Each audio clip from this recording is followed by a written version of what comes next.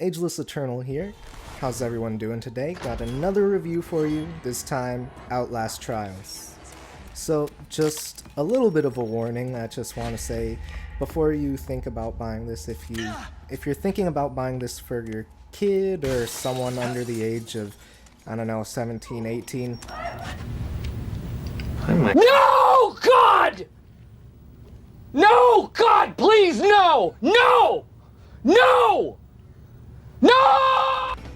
So, look, I understand some of you guys want to be cool parents, but here's the thing. This isn't just something that's extra edgy or extra gory. This is straight up, like, as bad as it gets, right? The themes in this game are, like, there is so much gore that you're participating in essentially evil acts unwillingly. Well, unwillingly in the lore of the game, very willingly if you're playing the game, obviously. Let me put this into perspective. The premise of this game is you are being brainwashed and put in Saw-like trials to trick you, to brainwash you into becoming a sleeper agent for the government. God damn it. Those slimy pieces of shit got away scot-free. No prints. No leads. We ain't got shit. Jetzt haben Sie die Scheiße. Who the hell are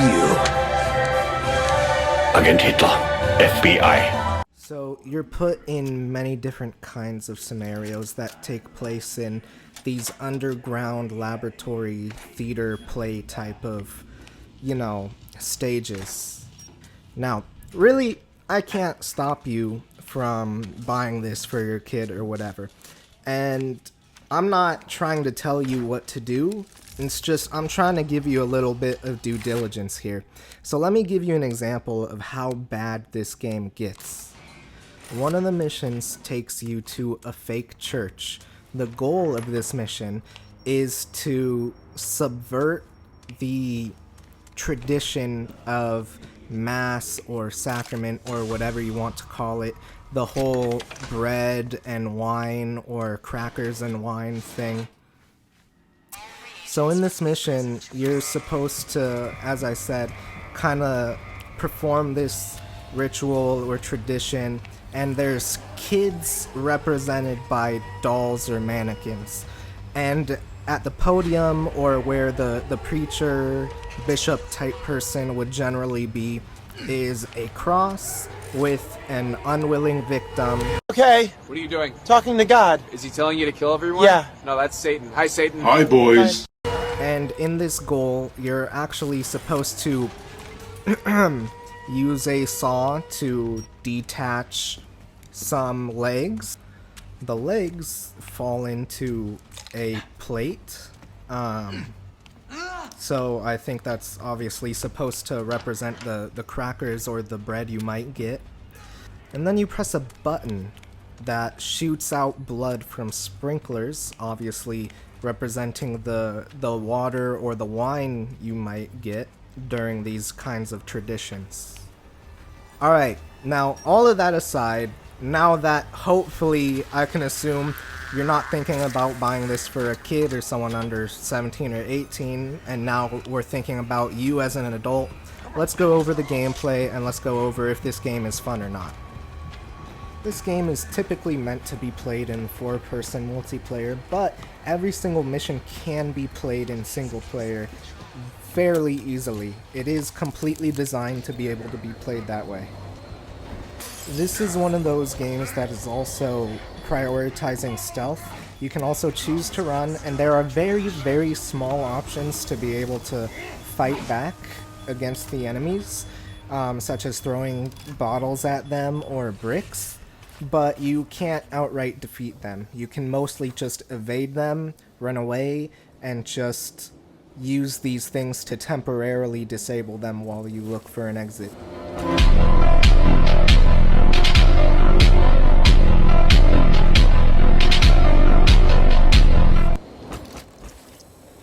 This game has a surprising amount of enemy types. As an example, there are enemies with night vision goggles, so they can see you in the dark. There's enemies who are completely blind, and you can use this to your advantage by being very silent and just walking around them. Asking the questions, old man.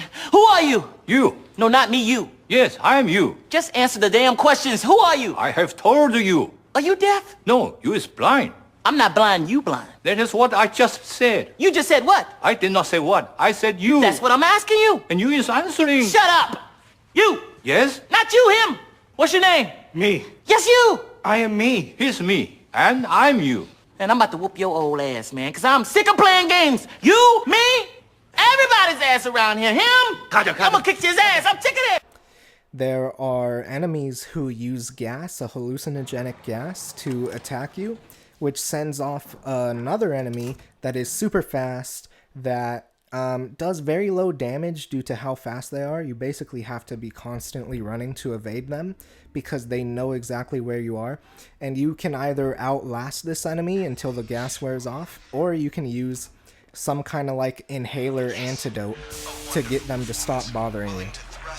You have many tools in this game too, so like as an example, one of the main tools that you can bring with you on every run is something called a rig, which is a special device of your liking that you can choose that you can also upgrade to help you out. So as an example, one of them is called the jammer.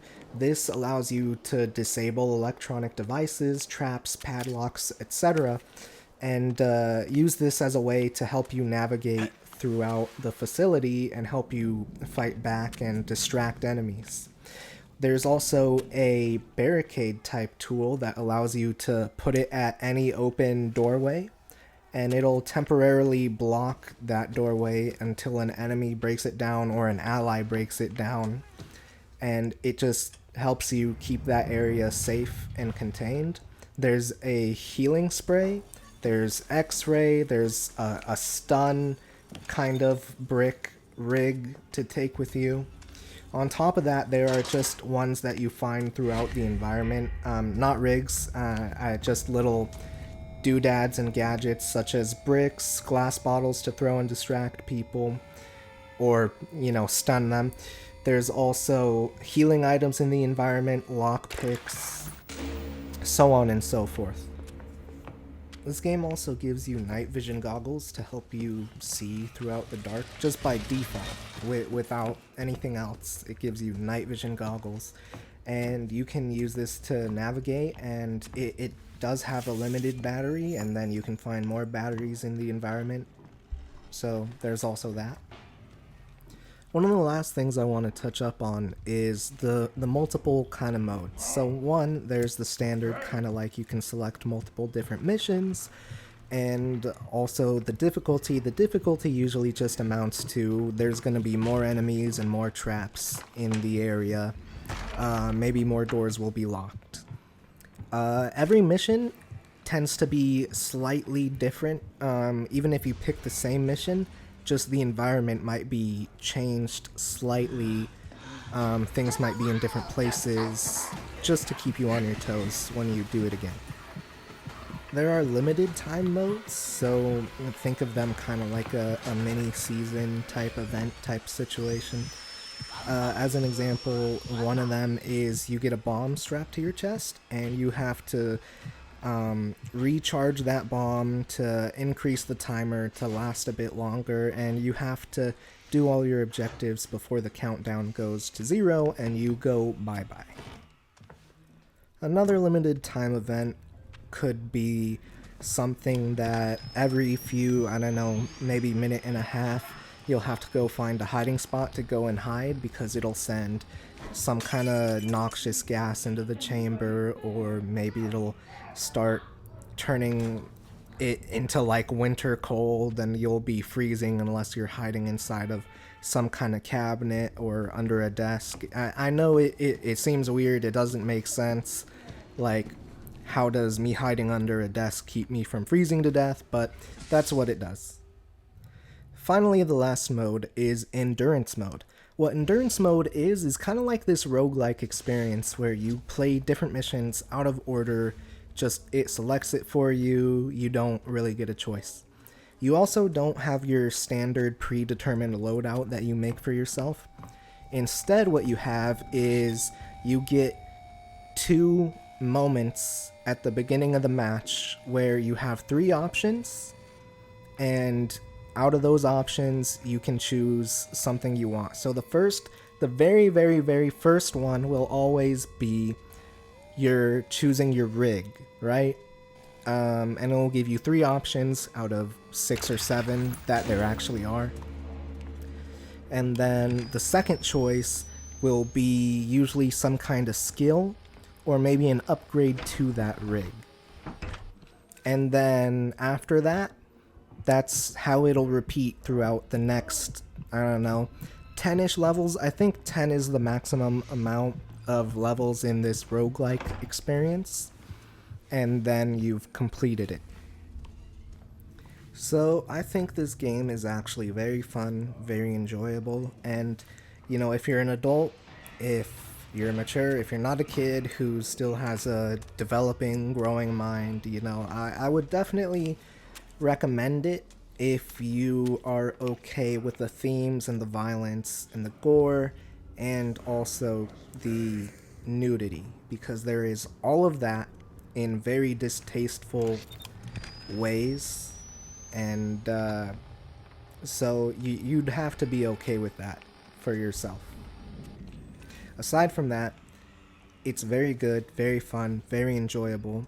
It's something you could play with your friends. It's something that'll give you a challenge, gives you some customization options, it gives you plenty of diverse ways to play each mission. If I had to go over it and give it a score, I would say this game is about an 8 out of 10. It's really good, very fun, very enjoyable.